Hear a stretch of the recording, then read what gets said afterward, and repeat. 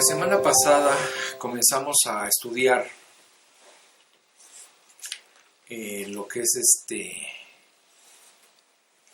el capítulo 24 de Mateo, y pues como parte del Sermón del Monte, y vimos que su tema pues es completamente escatológico. Es decir, presenta un bosquejo general de los últimos 7 años del mundo, tal como lo conocemos ahora. Y todo este capítulo se sitúa dentro de lo que la Biblia llama la tribulación. Vimos que los discípulos comienzan a entablar un diálogo con Jesús y le hacen básicamente 2 preguntas. Le preguntan cuándo serán estas cosas y qué señal habrá de tu venida y del fin del siglo. Para explicar el desarrollo de los eventos, pues Jesús responde a través de una metáfora: los dolores de parto de una mujer que va a dar a luz. De esta forma, Jesús divide esta parte de su sermón en 7 dolores o 7 señales. Y veíamos que esta primera señal o este primer dolor de parto es el engaño. El mundo entrará en una etapa de mentiras y engaños con la finalidad de apartar a las personas de Dios por medio de falsos cristos. De entre ellos saldrá el más poderoso y violento, al cual la Biblia le llama el anticristo. Este hombre será un títere de Satanás y comenzará su carrera engañando al pueblo de Israel, ofreciéndoles un tratado de paz y seguridad por 7 años. El segundo dolor de parto o señal son las guerras. El mundo caerá en guerras como nunca en su historia. Guerras frías, físicas, biológicas, psicológicas, de todo tipo, a gran escala y en todas partes del mundo. El tercer dolor de parto serán pestes, hambres y terremotos. Las consecuencias de la guerra obviamente producirán una gran escasez de todo. Esto hará muy difícil enfrentar el hambre, las enfermedades y las pestes que surgirán en todo el mundo. A estos males se sumarán terribles y grandes terremotos en todas partes, lo que terminará sumiendo al planeta en una inestabilidad y en gran temor. El cuarto dolor es la persecución.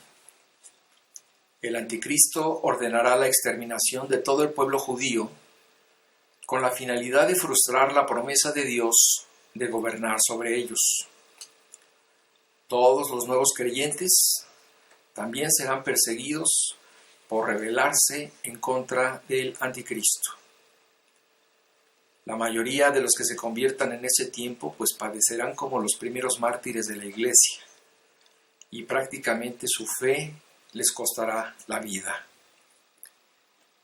El quinto dolor de parto es la traición. Esta será el pan de cada día. Los seguidores del anticristo o los falsos cristianos traicionarán a los verdaderos creyentes para congraciarse con su nuevo Dios y recibir los beneficios de su lealtad. El sexto dolor son los falsos profetas. A los falsos cristos se les sumarán falsos y mentirosos profetas. Estos serán maestros y líderes que a través de la persuasión religiosa y filosófica tratarán de convencer al mundo de seguir a la bestia. Y el último dolor de parto será la maldad. Para entonces, el Espíritu Santo y la Iglesia ya no estarán en el mundo, y esto hará que la maldad crezca sin freno. Solo la gracia de Dios, que opera por medio del Espíritu Santo, evita en estos tiempos que nosotros seamos como Hitler o como Charles Manson, ¿verdad? Pero cuando sea quitado, pues la depravación humana se manifestará sin límite alguno. Veíamos también que como último acto de misericordia por parte de Dios, se predicará el Evangelio del Reino por última vez en todo el mundo. Esto se hará por medio de 144,000 judíos convertidos y de 2 testigos, los cuales se encargarán de propagar el Evangelio a todo el rincón del planeta. Y ellos van a sobrevivir en forma sobrenatural contra los embates del anticristo. Bueno, esto es básicamente lo que vimos la semana pasada y hoy vamos a continuar con la segunda parte y les voy a pedir que abran sus Biblias en Mateo 24 del 15 al 36 que vamos a leer en este momento. Dice así: Por tanto, cuando veáis en el lugar santo la abominación desoladora de la que habló el profeta Daniel, el que le entienda, entonces los que estén en Judea huyan a los montes. El que esté en la azotea no descienda para tomar algo de su casa, y el que esté en el campo no vuelva atrás para tomar su capa. Mas ay de las que estén encintas y de las que críen en aquellos días. Orad pues que vuestra huida no sea en invierno ni en día de reposo, porque habrá entonces gran tribulación, cual no la ha habido desde el principio del mundo hasta ahora, ni la habrá. Y si aquellos días no fuesen acortados, nadie sería salvo. Mas por causa de los escogidos, aquellos días serán acortados. Entonces, si alguno os dijere, mirad, aquí está el Cristo, o mirad, allí está, no le creáis, porque se levantarán falsos cristos y falsos profetas, y harán grandes señales y prodigios, de tal manera que engañarán, si fuere posible, aun a los escogidos. Ya os lo he dicho antes. Así que si os dijeren, mirad, está en el desierto, no salgáis, o mirad, está en los aposentos, no lo creáis. Porque como el relámpago que sale del oriente y se muestra hasta el occidente, así será también la venida del Hijo del Hombre.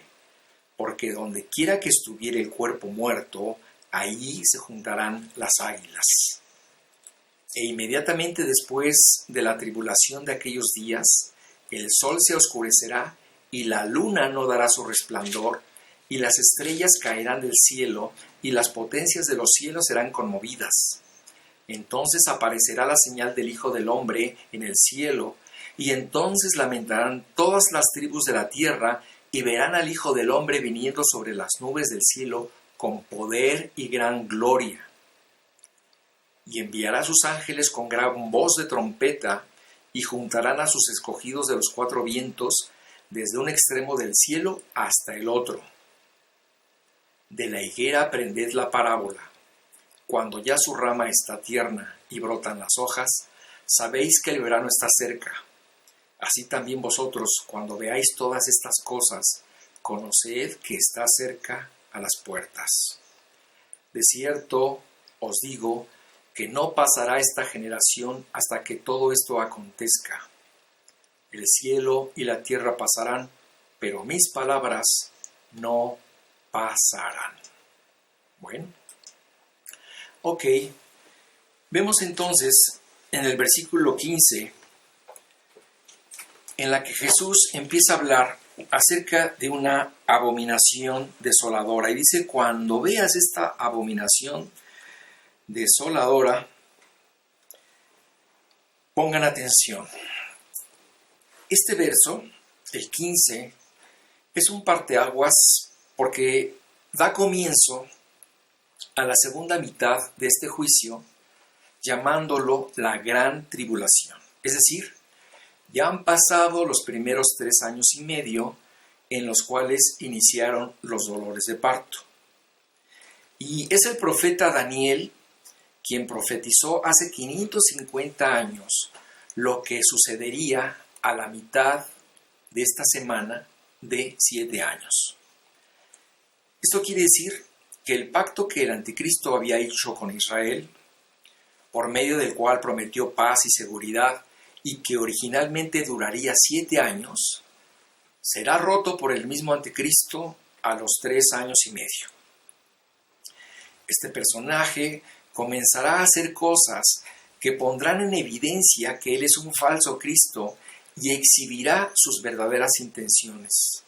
Por eso Jesús dice, el que lee, entienda.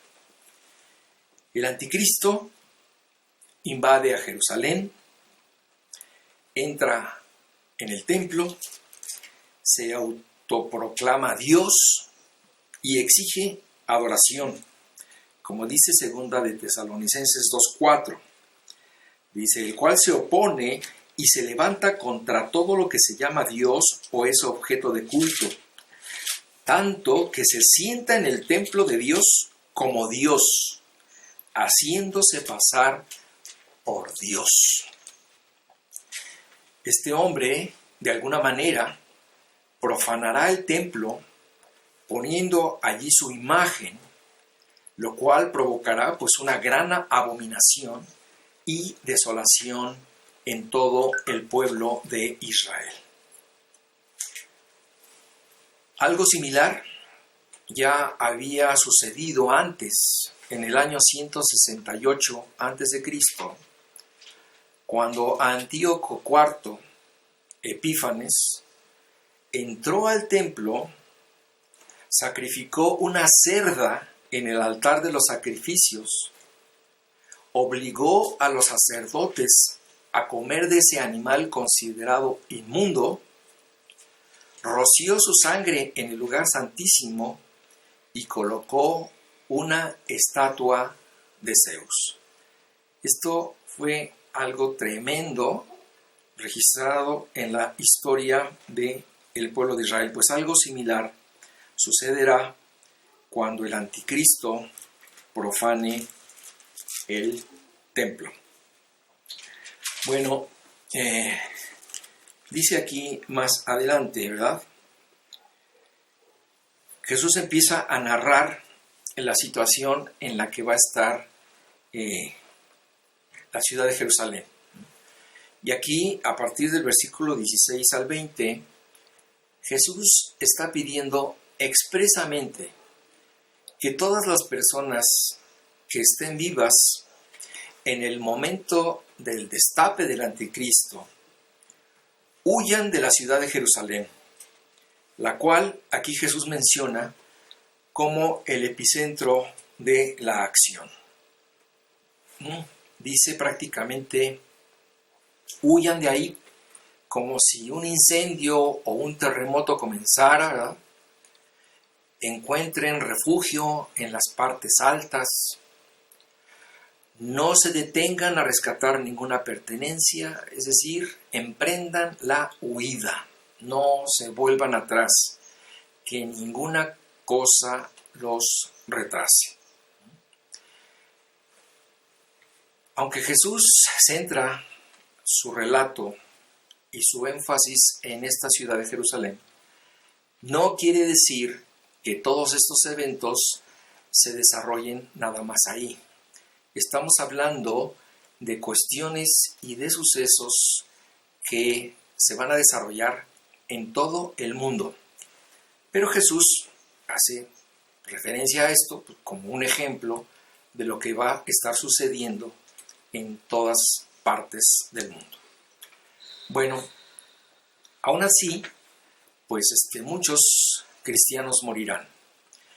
La Biblia dice que las 2/3 partes de los judíos serán aniquilados y solo la 1/3 parte quedará como ese remanente que se convertirá a Cristo y que podrá entrar al reino que Él va a establecer. Hay una preocupación especial por las mujeres embarazadas, ¿verdad? Quienes por obvias razones pues estarán en desventaja en esos momentos de huida. Lo mismo sucederá con las que tengan niños pequeños. Si además de esto las cosas suceden en invierno, el clima también será un factor en contra. Y si es día de reposo, todo se complicará porque los judíos opositores se opondrán en contra de los que huyen por estar violando ese día sagrado. Muy bien, dice el versículo 21 y 22, dice, porque habrá entonces gran tribulación, cual no la ha habido desde el principio del mundo hasta ahora, ni la habrá. Y si aquellos días no fuesen acortados, nadie sería salvo, mas por causa de los escogidos aquellos días serán acortados. ¿Por qué? Pues porque lo peor está por venir. Si hasta ahora hay una gran aflicción por los primeros dolores de parto, a partir de este momento las cosas serán brutales. O sea, la forma como Jesús lo describe en este versículo 21 es tremenda. Dice, porque habrá entonces gran tribulación, cual no la ha habido desde el principio del mundo hasta ahora, ni la habrá. Esto quiere decir que será un tiempo realmente terrible, inédito, como jamás lo ha visto la humanidad. Antes, uno de los profetas, Daniel, lo expresó de esta forma, y Juan también lo expresó en el Apocalipsis. Vamos a leer lo que dice Daniel 12:1 y Apocalipsis 6:17. En aquel tiempo se levantará Miguel, el gran príncipe que está de parte de los hijos de tu pueblo, y será tiempo de angustia, cual nunca fue desde que hubo gente hasta entonces. Pero en aquel tiempo será libertado tu pueblo, todos los que se hallen escritos en el libro. Aquí Daniel menciona esto como un tiempo de angustia. Y Juan dice, porque el gran día de su ira ha llegado, ¿y quién podrá sostenerse en pie? Bueno, uno piensa y dice, bueno, ¿qué más se le podría sumar a lo que la gente ya está pasando, ¿no? Bueno, de la misma forma como el hombre manifiesta su estado caído por medio de sus pecados, este mundo, a través de su historia, ha ido presentando los síntomas propios de un mundo caído, por medio de guerras, temblores, pestes, enfermedades, que pues prácticamente han acompañado la historia del mundo desde sus comienzos y hasta la fecha. Pero ahora, en este relato, al final de la vida de este mundo, los achaques de este planeta enfermo irán aumentando, ¿verdad? Y otros nuevos saldrán como presagio del fin. Es decir, comenzarán a aparecer eventos sobrenaturales de los cuales Jesús hablará específicamente un poco más adelante en este sermón. Pero serán terribles esos días de juicio que, como dice el versículo, si no se recortaran, nadie los aguantaría. Nadie podría sobrevivir a ellos. Pero Dios, por consideración a aquellos que dejarán de resistirse, que se quebrantarán y finalmente se convertirán a Cristo, Él acortará esos días. Bueno, dice el versículo 23 y 24, porque se levantarán falsos cristos y falsos profetas y harán grandes señales y prodigios, de tal manera, que engañarán, si fuere posible, aún a los escogidos. Esto es algo que va a suceder. Entonces, si alguno os dijere, mirad, ahí está el Cristo, o mirad, ahí está, no le creáis. Jesús reitera el consejo dado acerca de no seguir a falsos cristos ni a falsos profetas, que no solamente usarán mentiras y métodos persuasivos, sino que además harán uso de la magia. Aquí habla precisamente de señales, ¿verdad? Grandes señales y prodigios. Estos serán señales terribles que vendrán prácticamente del poder de Satanás, quien les dará poder para hacer grandes señales y milagros. Todo, pues, con el propósito de engañar al mayor número de personas. En este momento, aquí aparece un nuevo personaje, aquel que es identificado en la Biblia como la segunda bestia o el falso profeta, el cual será el más falso y el más poderoso de todos ellos, quien hará grandes milagros y mandará adorar al anticristo so pena de muerte, como dice Apocalipsis 13, 11 y 14. Vamos a leerlo. Dice, después vi otra bestia. Acuérdense que la primera bestia había sido el anticristo. Dice, después vi otra bestia que subía de la tierra y tenía 2 cuernos semejantes a los de un cordero, pero hablaba como dragón.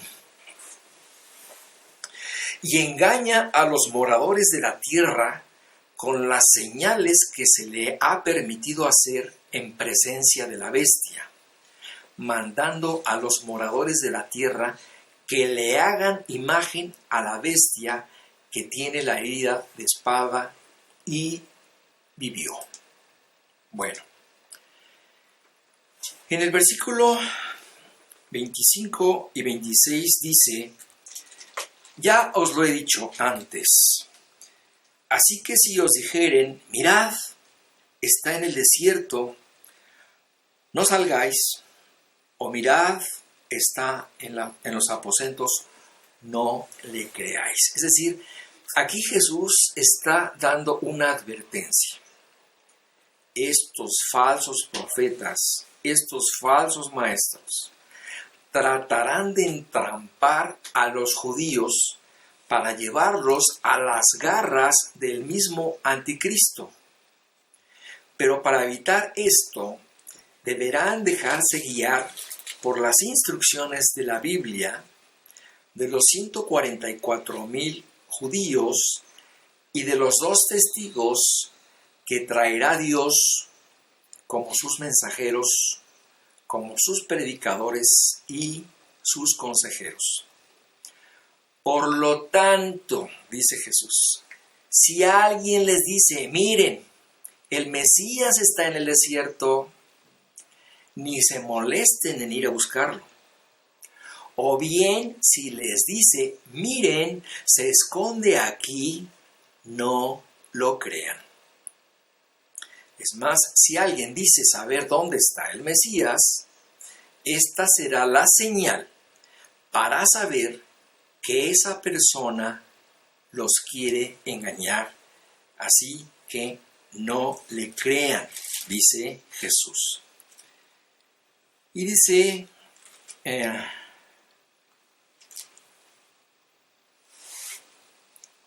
vamos a brincarnos, ahorita vamos a leer el versículo 28 y después regresamos al 27.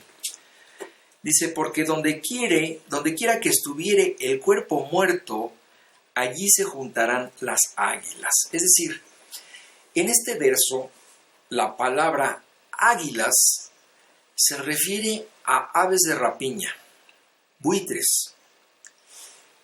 Esta expresión corresponde a un dicho popular hebreo y quiere decir que, así como los buitres cuando se juntan indican que hay un cadáver cerca, de la misma manera, estas señales revelan que el fin está cerca.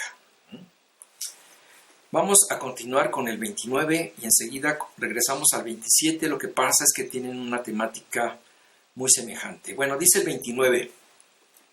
E inmediatamente después de la tribulación de aquellos días, el sol se oscurecerá y la luna no dará su resplandor, y las estrellas caerán del cielo, y las potencias de los cielos serán conmovidas. Cuando Jesús escribió las primeras cosas, se refirió a ellas como principio de dolores. Pero aquí dice que inmediatamente después de la tribulación de aquellos días, es decir, ya para el final, lo que es llamado la gran tribulación, grandes señales sobrenaturales se sumarán a los 7 dolores de parto que comenzaron antes. Y dice que el sol se oscurecerá y por lo tanto la luna no dará su resplandor. Todo se llenará de oscuridad y de frío. La vida vegetal pues comenzará a morir. La Biblia no dice cuántos días se apagará el sol, no dice cuántos días durará específicamente esta señal, pero sí podemos imaginarnos pues las consecuencias y los grandes estragos que la ausencia de luz solar traerá sobre la vida humana. Los animales pues se descontrolarán, ¿verdad? Se volverán locos. Será como si la vida se apagara. Y sin duda será un tiempo pues muy, muy difícil de imaginar. Es como si la tierra guardara luto antes de la llegada del gran rey. Hay un detalle que Lucas agrega sobre esta situación, ¿verdad? Y dice en Lucas 21, 25 y 26, ahorita lo leemos, que el mar se descontrolará y todo esto hará que el mundo caiga en pánico. Yo me imagino que por eso Jesús antes advierte que huyan a los lugares altos, porque quizás haya inundaciones marítimas y por eso Jesús anteriormente advierte que huyan a los lugares altos. Agrega Lucas en su pasaje paralelo, dice, entonces habrá señales en el sol, en la luna y en las estrellas, esto ya lo leímos, y en la tierra angustia de las gentes, confundidas a causa del bramido del mar y de las olas, desfalleciendo los hombres por el temor y la expectación de las cosas que sobrevendrán en la tierra, porque las potencias de los cielos serán conmovidas. Entonces aquí dice que las estrellas caerán del cielo y las potencias de los cielos serán conmovidas. Y nos preguntamos, bueno, ¿y qué significa esto? Y francamente no lo sé, ¿verdad? Son cosas que jamás han sucedido, que nunca han sido vistas por el hombre, difíciles de comparar con algún hecho conocido, ¿verdad? Y obviamente podríamos echar a volar nuestra imaginación y especular sobre qué es todo esto, pero en realidad no hay una certeza de lo que Jesús está describiendo en este momento, ¿verdad? Lo que sí podemos notar es que las señales ya no procederán solo de la tierra, sino que vendrán de afuera. Algo que quedará muy claro con todas estas manifestaciones es que Dios es el Rey del universo y Él controla todo. Él es el único capaz de controlar y mover los elementos a su antojo, porque como dice la Biblia en Colosenses 1:17, por medio de Él subsisten todas las cosas. ¿Cuál es el propósito? No perdamos de vista que el propósito de todo esto es llevar a cabo un juicio. Y veamos cómo lo explica Isaías en el capítulo 13, del 10 al 13, del libro escrito por él y que lleva su nombre.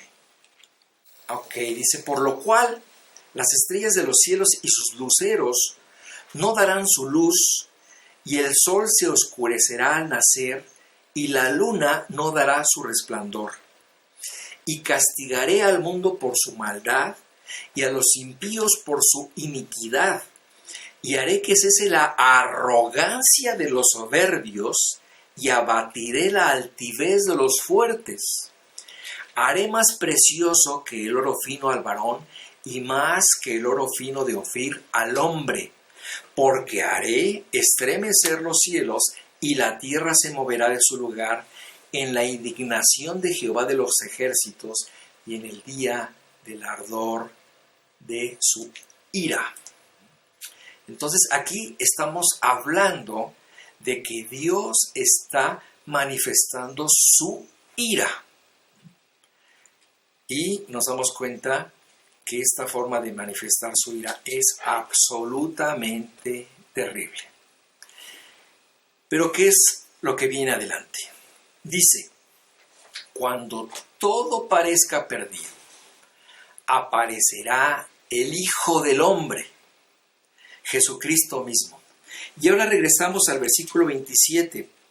Dice, porque como el relámpago que sale del oriente y se muestra hasta el occidente, así será también la venida del Hijo del Hombre. Entonces, dice el 30, aparecerá la señal del Hijo del Hombre en el cielo, y entonces lamentarán todas las tribus de la tierra y verán al Hijo del Hombre viniendo sobre las nubes del cielo con poder y gran gloria. Cuando todo parezca perdido, cuando la gente ya prácticamente no aguante 7 años continuos de juicio, entonces aparecerá la señal del Hijo del Hombre, Jesús en el cielo. Y entonces todas las tribus de la tierra lamentarán y verán al Hijo del Hombre viniendo sobre las nubes del cielo con poder y gran gloria. Entonces este evento será como un relámpago, ¿verdad?, que se ve desde el oriente hasta el occidente, y así con esta presencia y con este poder será presentado en las nubes el Hijo del Hombre, Jesús. Jesús vendrá hacia nosotros, ¿verdad? Nosotros no tendremos que ir a buscarlo a ninguna parte.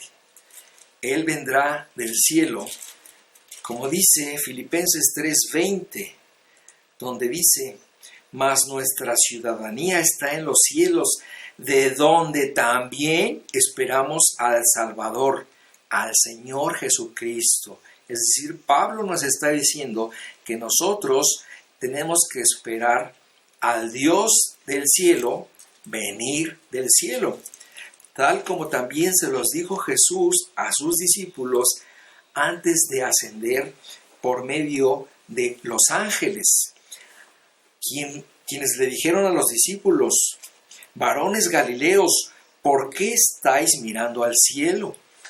Este mismo Jesús que ha sido tomado de vosotros al cielo, así vendrá como le habéis visto ir al cielo. Entonces, su llegada no será como la primera vez, donde pocos supieron de su nacimiento.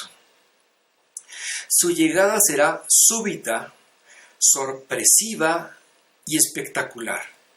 Y como dice en Apocalipsis 1:7, dice: todo ojo lo verá. Entonces, será un evento tremendo que hará que todo mundo levante sus ojos al cielo para ver venir a Jesucristo, como decía en la canción del principio, junto con sus huestes gloriosas. Jesús será visto por todo el mundo porque habrá llegado la hora en la que el Rey de Reyes y Señor de Señores vendrá con todos sus santos. Él vendrá en todo su resplandor, en toda su gloria y en toda su majestad. Esto es algo tremendo que hay que decir amén cuando escuchemos estas palabras. Así lo dice Apocalipsis 19, del 11 al 16. Dice: entonces vi el cielo abierto, y he aquí un caballo blanco, y el que lo montaba se llamaba Fiel y Verdadero, y con justicia juzga y pelea. Sus ojos eran como llama de fuego, y había en su cabeza muchas diademas, y tenía un nombre escrito que ninguno conocía sino él mismo. Estaba vestido de una ropa teñida en sangre, y su nombre es el Verbo de Dios. Y los ejércitos celestiales, vestidos de lino finísimo, blanco y limpio, le seguían en caballos blancos.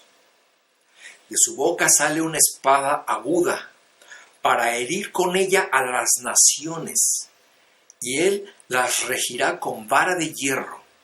Y él pisa el lagar del vino del furor y de la ira del Dios Todopoderoso. Y en su vestidura y en su muslo tiene escrito este nombre: Rey de Reyes y Señor de Señores. Este es un evento glorioso, ¿verdad? Este es el evento esperado por tantos años, por los antiguos creyentes, como por ti y por mí. Bueno, dice el texto que algunos se lamentarán al verlo. ¿Por qué? Pues porque los reyes de la tierra, aquellos que para ese momento se habrán juntado en el valle de Megiddo para luchar contra Jesús, se darán cuenta que ya se les acabó su reinado. El poder y el control que ejercieron con injusticia, sus riquezas mal habidas, sus abusos y robos terminaron, porque el Rey de Justicia está en las nubes para bajar a la tierra e imponer su reino.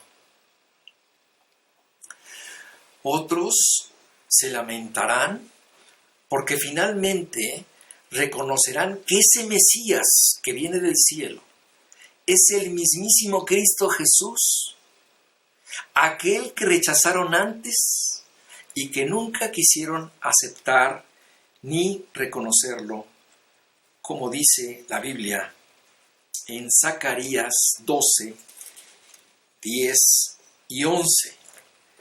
Y dice: y derramaré sobre la casa de David y sobre los moradores de Jerusalén espíritu de gracia y de oración, y mirarán a mí, a quien traspasaron, y llorarán como se llora por hijo unigénito, afligiéndose por él como quien se aflige por el primogénito. En aquel día habrá gran llanto en Jerusalén, como el llanto de Adadrimón en el valle de Megiddo. Independientemente de cuál sea el sentir de cada persona que voltee y vea al Mesías, todos verán a Jesús viniendo en las nubes con poder y gran gloria. Como dice Pablo, en ese momento terminará la plenitud de los gentiles y todo el remanente de Israel será salvo. Actualmente, pues nosotros sabemos que el pueblo de Israel vive en incredulidad, pero esa tercera parte de los que hayan quedado vivos se convertirán y le darán la bienvenida al Mesías. Dice el versículo 31: y enviará sus ángeles con gran voz de trompeta y juntarán a sus escogidos de los cuatro vientos, desde un extremo del cielo hasta el otro. Esta es la reiteración de la enseñanza que Jesús ya había dado en las parábolas de Mateo 13 que ya estudiamos. Eso que estudiamos se llevará a cabo en este momento. Los ángeles serán enviados por Dios para hacer una criba, una separación de los escogidos, los cuales son los convertidos de todos los tiempos. Todos serán juntados de los cuatro vientos, desde un extremo del cielo hasta el otro, esto es, de donde se encuentren, serán juntados para entrar en el gozo del Señor, ¿no? Dice que el anuncio será dado por medio del sonido de trompeta, que anuncia la llegada del gran rey y congrega a sus súbditos a su alrededor para ser testigos de dos cosas: del final de la historia a cargo de gobiernos humanos y del establecimiento del reino de Cristo. Dice el versículo 32 y 33: de la higuera aprended la parábola. Cuando ya su rama está tierna y brotan las hojas, sabéis que el verano está cerca. Así también vosotros, cuando veáis todas estas cosas, conoced que está cerca a las puertas. Aquí Jesús echa mano nuevamente de una analogía con algo familiar y que todos estaban acostumbrados a observar. Esto es el proceso de vida de una higuera que cuando brotan sus hojas indica que se acerca el verano. Esto sucede con todos los árboles. No es algo exclusivo de la higuera, como lo explica Lucas e Isaías. Es Lucas 21, 29 y 30 e Isaías 34, 4. Dice así: y derramaré sobre la casa de David y sobre los moradores de Jerusalén espíritu de gracia. No, esta no es. Esta lo leí. Estoy en Lucas, dice Lucas. También les dijo una parábola: mirad la higuera y todos los árboles. Fíjense cómo aquí Lucas amplía el ejemplo a todos los árboles y no nada más se centra en la higuera como lo hace Mateo. Mirad la higuera y todos los árboles. Cuando ya brotan, viéndolo, sabéis por vosotros mismos que el verano ya está cerca. E Isaías lo explicó y dijo: y todo el ejército de los cielos se disolverá y se enrollarán los cielos como un libro, y caerán todo su ejército como se cae la hoja de la parra y como se cae la de la higuera. Hace unos 30 años yo sembré afuera de mi casa un maple y puedo ver cómo él es un buen indicador de las estaciones del año. Yo veo cómo sus hojas nacen verdes, ¿verdad? Luego se ponen amarillas, luego se ponen rojas y luego se caen. Si yo no supiera en qué época del año vivo, las hojas de mi árbol me lo dirían. Entonces Jesús dice, así de simple, cuando veáis todas estas cosas, conoced que está cerca a las puertas. Es decir, con esta analogía, lo único y lo más sencillo que Jesús está queriendo decir es que cuando veas que está pasando esto, de la misma forma como las hojas de un árbol les indican que el verano está cerca, cuando esa generación futura vea las señales que hemos estado estudiando, estas les indicarán la proximidad del reino y del fin. Esto es todo lo que dice este pasaje. No hay que ver de más. Dice el versículo 34, de cierto os digo que no pasará esta generación hasta que todo esto acontezca. Bueno, como expliqué antes, el hecho de que Jesús le hable a un auditorio presencial en la segunda persona del plural no quiere decir que se esté refiriendo a ellos ni a su generación. Esta forma de hablar de Jesús era la forma típica de hablar de los profetas del Antiguo Testamento. Ellos se dirigían a los presentes como si estuvieran hablando con aquellos que en el futuro estarían en esa situación. Es más, algunos profetas hablaron de esta forma sobre gente que nacería cientos de años después. Concluimos, pues, que Jesús estaba refiriendo a la generación de los que vivirían en ese tiempo futuro, no a la generación que los estaba oyendo en ese momento. Y agregó que esa futura generación no moriría hasta que todas estas cosas sucedieran. Bueno, dice el versículo 35, de cierto os digo que, el cielo y la tierra pasarán, pero mis palabras no pasarán. Con esta frase Jesús confirma la seguridad de sus palabras, como lo había dicho antes en Mateo 5:18. Esto quiere decir que las palabras de Jesús, ¿verdad?, son eternas, viven y permanecen para siempre. Sus decretos y propósitos perdurarán por la eternidad, más allá de la existencia de este mundo. Y concluimos con el versículo 36, dice, pero el día y la hora nadie sabe, sino aún los ángeles de los cielos, ni aún los ángeles de los cielos, sino solo mi Padre. ¿El día y la hora de qué? Ya vimos, de su segunda venida y del fin del siglo. A lo largo de todo este sermón, Jesús no dio la fecha de su regreso. Dijo que no la sabía. Y quién sabe si sabiéndola la hubiera querido decir.